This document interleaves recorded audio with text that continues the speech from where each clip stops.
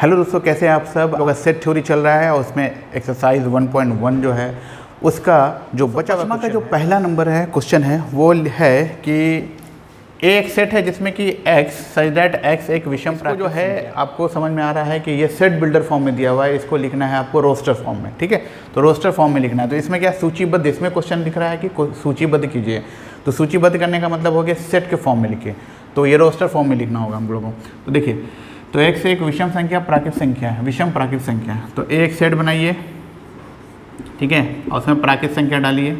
ठीक है, तो प्राकृत संख्या कहाँ स्टार्ट हो जाती है? विषम में। तो 1 हो जाएगा, 3 हो जाएगा, 5, 7 डॉट डॉट चलता चला जाएगा। तो 1, 3, 5, 7, 9 इस तरह से जो है विषम संख्या का एक सेट बन गया। ठीक है, फिर चलिए अब दूसरे नंबर पे 5 का ये पहला था, ये दूसरा चलते हैं हम लोग। ठीक है, दूसरे नंबर में है कि x सच दैट x एक पूर्णांक है, ठीक है, और x से बड़ा है -1/2 से और छोटा है 9/2 से। ठीक है, तो x जो है बड़ा है -1/2 से और छोटा है 9/2 से। दोस्तों, इसको बनाने के लिए सबसे पहले क्या करना पड़ेगा, इसको आप ब्रेक कर दीजिए, मतलब कि इसको आप -1/2 क्या लिख सकते हैं? -0.5, हाफ को तो 0.5 लिख सकते हैं, और 9/2 क्या लिख सकते हैं? 4.5।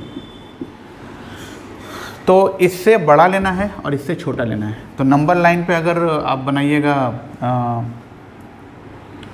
तो इसको इस तरह के सवाल को बनाने के लिए आपको नंबर लाइन का यूज़ करना पड़ता है। नंबर लाइन वो लाइन है जिसमें नंबर्स लिखे चले जाते हैं और जिसमें बीच में 0 रहता है। ठीक है, राइट साइड में आप जो है पॉजिटिव ले सकते हैं, पॉजिटिव इंटीजर, और लेफ़्ट साइड में नेगेटिव इंटीजर। दोनों जो है इन्फिनिटी की ओर जाता है, बीच में 0 रहता है। ठीक है, तो वही लिखते हैं हम लोग, बीच में 0 डालते हैं, इधर 1 डाल देते हैं, इधर हो जाता है -1 और इधर हो जाएगा 1। ठीक है, जितना लेना है ले सकते हैं आप। तो इसमें देखिए, इसमें कितना है? -0.5। जितना भी जाएंगे तो कितना हो जाएगा मेरा? इधर हो जाएगा, इधर जितना जाएंगे घटेगा, तो माइनस में घटेगा, इसका मतलब बीच में होगा -0.5। ठीक है, और इस तरफ जो जाएंगे तो ये हो जाएगा इधर। तो यहाँ पर 1, 2, 3, 4 ऐसे करके ले सकते हैं। ठीक है, तो इधर 4.5 से छोटा लेना है, तो 4.5 मतलब यहाँ से छोटा है, इसका मतलब 4 लेना होगा। ठीक है, और -0.5 से छोटा, इसका मतलब 0 लेना होगा। तो 0 और 4, तो आंसर क्या हो जाएगा हमारा?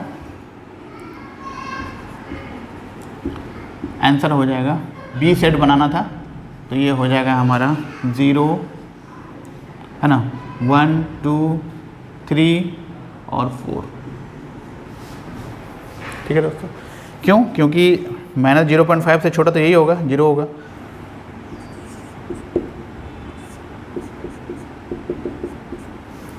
तो सब चलते हैं पाँचवें के तीसरे नंबर पे। देखिए, पाँचवां का तीसरा नंबर क्या कहता है? बोलता है C एक सेट बनाना है जिसमें कि x एक पूर्णांक है और x² < 4 है। x² जो है < 4 होना चाहिए। तो पूर्णांक संख्या, तो पूर्णांक संख्या में आपका निगेटिव और पॉजिटिव दोनों आता है। ठीक है, तो ये सीधा सीधी हो रहा है। देखिए, 1 का स्क्वायर की जगह कितना हो जाएगा? 1 होगा, 2 का स्क्वायर 2 हो जाएगा, 3 का स्क्वायर तो ज़्यादा हो जाएगा, हमको 4 तक चाहिए, 4 या से छोटा। फिर -1 का स्क्वायर की जगह तो क्या हो जाएगा? ये हो जाएगा 1। फिर -2 का कितना हो जाएगा? 4। इसका मतलब मेरा जो x होगा, आंसर होगा C जो होगा वो सेट हो जाएगा किसका? वो हो जाएगा, अच्छा 0 का स्क्वायर भी लेना है, 0 का स्क्वायर भी मेरा 0 हो जाएगा, तो इधर हो जाएगा -2, -1, 0, 1, 2 इतना हो जाएगा। ठीक है दोस्तों, ये आंसर है। -2, -1, 0, 1, 2 सारा का स्क्वायर की जगह तो 4 से छोटा होने वाला है। ठीक है, या बराबर होने वाला है, छोटा या बराबर, इसका मतलब होता है x² छोटा है और बराबर है 4 के। ठीक है, जो है वो लॉयल शब्द जो है, लॉयल, इसका सेट बनाना है। तो इसका बहुत अच्छा सेट बनता है दोस्तों, आपको पता है। यहाँ पर जो ध्यान देने वाली बात यह है कि एक अक्षर एक ही बार लिखना है, 2 बार नहीं लिखना है। ठीक है, तो यहाँ पर 2 बार आने वाला कौन अक्षर है? L है। तो इसका अगर सेट बनाएंगे तो सेट मेरा हो जाएगा D। तो D बराबर हो जाएगा LOYA, लोया बन गया। ठीक है, चलिए अब पाँचवां देखते हैं।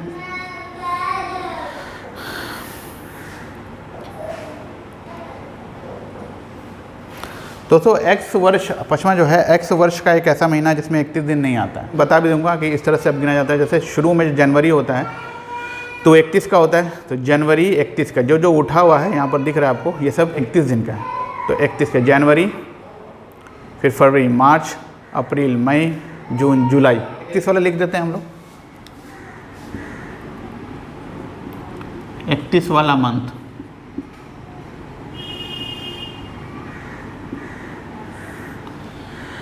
इकतीस वाला मंथ हो जाएगा जनवरी, फरवरी नहीं हो गया मार्च, अप्रैल, मई, जून, जुलाई। यहाँ देख लीजिए इस तरह से, जनवरी, फरवरी, मार्च, अप्रैल, मई, जून, जुलाई तक 31 हो गया। अब उसके बाद जुलाई के बाद अगस्त भी मेरा 31 का होता है, ठीक है। तो जुलाई के बाद अगस्त, फिर सितंबर, अक्टूबर, नवंबर, दिसंबर। तो टोटल जो 7 है वो 31 के महीने होता है। देखिए कौन कौन, 1 2 3 4 5 6 7। तो दोस्तों ये है 31 वाला महीना। अब हमको क्या चाहिए, हमको चाहिए कि जो 31 वाला महीना ना हो। तो 31 वाला महीना ना होने वाला जो डी के बाद हम ई एक ठो बना रहे हैं, तो उसमें कौन कौन आ जाएगा, जनवरी के बाद फरवरी, मार्च के बाद अप्रैल, ठीक है, मई के बाद जून, ठीक है, जून के बाद जुलाई के बाद, हाँ, मई के बाद जून, जुलाई, अगस्त नहीं होगा, फिर अगस्त के बाद सितंबर हो जाएगा, और अक्टूबर के बाद नवंबर हो जाएगा। तो ये दोस्तों एक सेट है जिसमें कि जो कि 31 का महीना का नहीं है। तो ये एक सेट बन गया। 31 वाला महीना इधर है, विदाउट 31 वाला इधर है। विदाउट 31 मतलब कि जो 31 का नहीं है वो 28 का भी हो सकता है, ठीक है। तो वो 28 29 दोनों का होता है, जो कि मेरा फरवरी, ठीक है। तो कोई दिक्कत नहीं है, खाली हमको पूछ रहा था कि 31 का नहीं होना चाहिए। दोस्तों ABCD में जो व्यंजन है और K से पहले लेना है, तो K से पहले व्यंजन, तो पहले ABCD लिख देते हैं हम लोग। देखिए ABCD EFG HIJ, K से पहले लेना है तो इतना ही होगा ना। अब इसमें स्वर को छोड़ देना है, तो स्वर को कौन कौन छोड़ना है भाई, तो A मेरा स्वर AEI, इसको छोड़ देना। तो बचा मेरे पास क्या, BCD FGHJ। तो ये मेरा सेट बन गया आपका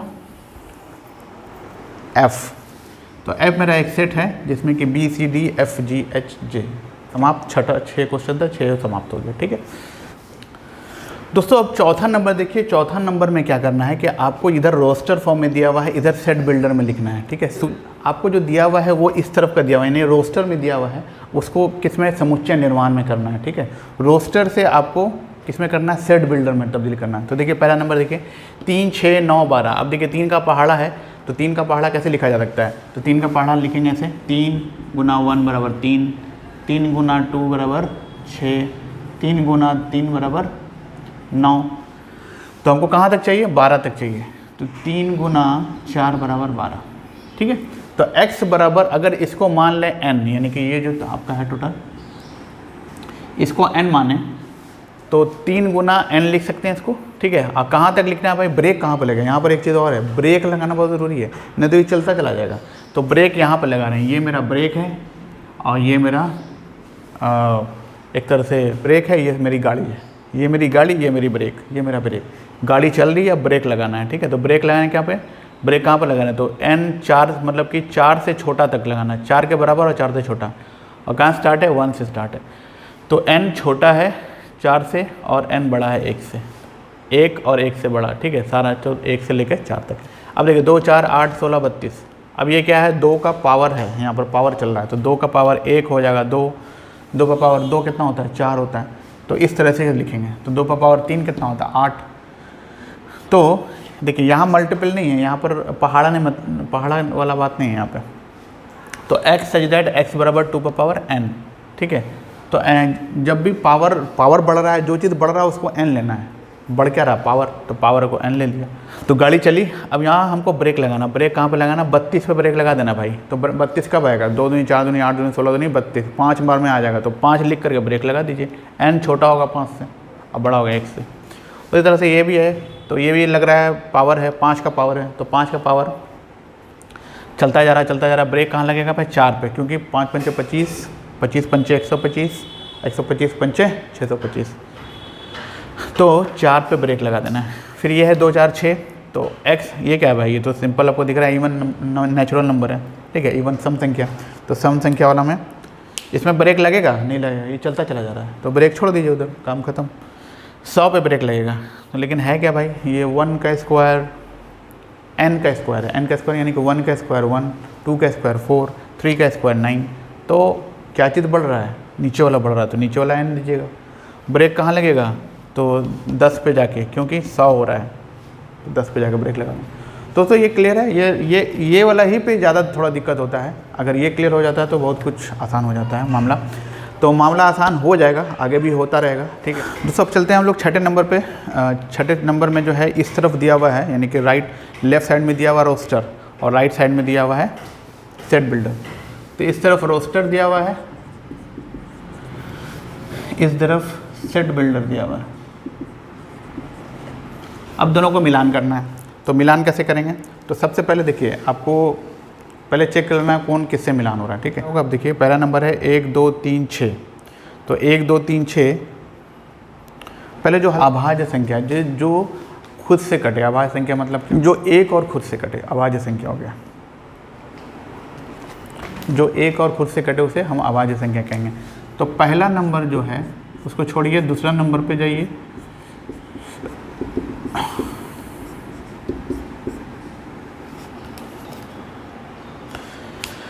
तो दूसरा नंबर जो है किसका आ जाएगा, दूसरा नंबर अभाज्य संख्या, इसका मतलब ये हो जाएगा 2 3 मिलेगा ए से मिल जाएगा, क्योंकि x एक अभाज्य संख्या है और 6 का भाजक है, तो अभाज्य संख्या 2 और 3 जो है अभाज्य संख्या भी है, भाजक भी है। फिर आ जाते हैं तीसरा नंबर तो हूबहू आपको मिल रहा है मैथमेटिक्स से, क्योंकि m जो है इसमें रिपीट नहीं हो रहा है, तो 3 का d हो जाएगा।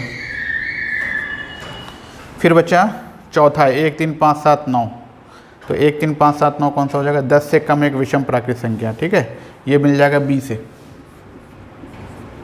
और 1 जो बचा तो मिल जाएगा c से, जो बचा वो c से मिल जाएगा, ठीक है। तो ये आंसर हो गया आपका। दोस्तों उसके बाद जो हम लोग को पढ़ना है वो है एम्प्टी सेट, ठीक है, एम्प्टी सेट, नल सेट या वाइड सेट, जिसमें क्या होता है कि आपको खुद समझ में आ रहा होगा, एम्प्टी मतलब होता है खाली, नल मतलब भी खाली, ठीक है, और वाइड मतलब भी खाली, सबका मतलब एक ही होता है खाली। दोस्तों इससे क्या समझ में आ रहा है, इससे ये समझ में आ रहा है कि कोई भी सेट होगा उसमें जो है अवयव ही नहीं होंगे, ठीक है, यानी कि एक सेट होगा जो खाली होगा, यानी अवयव से खाली होगा, उसमें मेंबर्स ही नहीं होंगे। जैसे कि एग्जांपल जैसे मैंने आपको दिया था घर के बारे में, कि घर को अगर सेट मान लें और घर के नाम को सेट का नाम मान लें, तो अगर घर में मेंबर हैं तो वो सेट है जिसमें कि कुछ मेंबर होंगे, लेकिन अगर घर में मेंबर ही नहीं है, लगता है जैसे कि घर है, ठीक है, अब घर में ताला मार के चले गए, कोई मेंबर नहीं है, तो क्या हो गया, एम्प्टी घर यानी खाली घर। उसी तरह से एम्प्टी सेट यानी खाली सेट, ठीक है।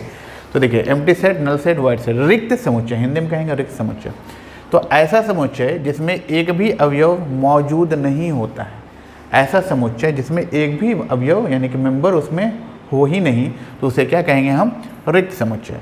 अच्छा, उसको रिक्त समुच्चय भी कहेंगे, और दूसरा क्या कहते हैं हम लोग, शून्य समुच्चय भी कहते हैं, ठीक है, शून्य समुच्चय, जिसमें कि अवयवों की संख्या या मेंबर की संख्या या ऑब्जेक्ट की संख्या क्या हो, शून्य हो, उसे क्या कहेंगे हम, एम्प्टी सेट, ठीक है। कोई भारी चीज़ नहीं है दोस्तों। आगे देखिए, इसे फाई, अब देखिए मेन चीज़ ये है, इसे फाई से रिप्रेजेंट करते हैं, तो किससे डिनोट करेंगे हम लोग शून्य वाले सेट को, फाई से। देखिए फाई लिखने का कैसा तरीका है, एक गोल गोल डालिएगा और बीच में एक काट दीजिएगा, उसका पेट काट दीजिएगा बीच में एक लंबे डंडे से, तो उसे क्या कहेंगे, फाई कहते हैं। फाई से रिप्रेजेंट किया जाता है। अच्छा, फाई और ये देखिए, जब भी जो आप एम्प्टी सेट लिखिएगा, ये देखिए ये मल्टी ब्रैकेट से सेट लिखते हैं, और ये सेट लिख दीजिए, अंदर खाली छोड़ दीजिए, वो हो गया आपका रिक्त समुच्चय। क्लियर है दोस्तों। चलिए कमेंट सेक्शन में ज़रूर बताइएगा फॉलो कर रहे हैं कि नहीं, और अगर कुछ डाउट है तो कमेंट सेक्शन आपका इंतज़ार कर रहा है।